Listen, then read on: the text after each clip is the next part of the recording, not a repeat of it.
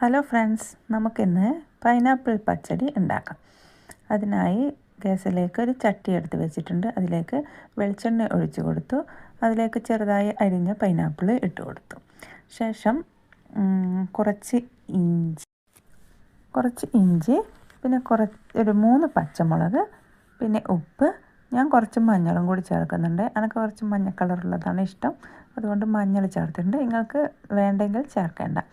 നല്ല വെളുത്ത പച്ചടിയാണ് ഇഷ്ടമെങ്കിൽ അങ്ങനെ ചേർക്കാം. പിന്നെ അതിന് വേണ്ടിയുള്ള അരവ് തയ്യാറാക്കിയെടുത്തു. വെറും പച്ച തേങ്ങയാണ് അരച്ചത്. പിന്നെ അതിലേക്ക് നമ്മുടെ കുറച്ച് കടു, ഞാൻ കറുത്ത കടുവല്ല, ഒരു മഞ്ഞ കടുവിലേക്ക് കടുവാണ് ചേർത്തത്. അത് അരച്ചെടുക്കുക. കടു കൂടി ചേർത്ത് തേങ്ങ അരച്ചെടുക്കുക. ശേഷം പൈനാപ്പിൾ ആയതിലേക്ക് നമുക്ക് ഒഴിച്ചു കൊടുക്കാം. പിന്നീട് അധികം തിള കുറച്ചൊന്ന് തിളക്കുന്നവരെ ഇതൊന്ന് തിളപ്പിച്ചെടുക്കുക.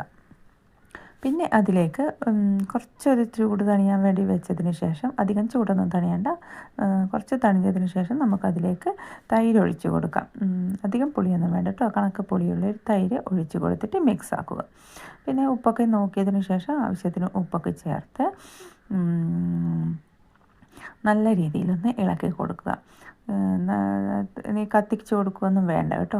പിന്നെ നമുക്കതിലേക്ക് വറുത്ത് ചേർത്ത് കൊടുക്കാം.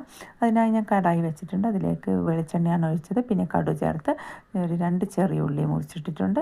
പിന്നെ കറിവേപ്പില, പിന്നെ ഒരു ചെറിയ തേങ്ങയുടെ കഷ്ണം, ഇതൊക്കെ ഇട്ട്, പിന്നെ ഒരു കായ്മുളക് ഇട്ട് നല്ല രീതിയിലൊന്ന് വറുത്തതിന് ശേഷം, അപ്പോൾ തന്നെ ഇട്ട് കൊടുക്കേണ്ട, കുറച്ചൊന്ന് ആറിയതിന് ശേഷം നമുക്ക് പൈനാപ്പിൾ പച്ചടിയിലേക്ക് ചേർത്ത് കൊടുക്കാം.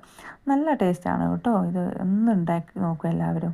ഇഷ്ടപ്പെട്ടെങ്കിൽ എൻ്റെ വീഡിയോ ലൈക്കും ഷെയറും സബ്സ്ക്രൈബും ചെയ്യണേ.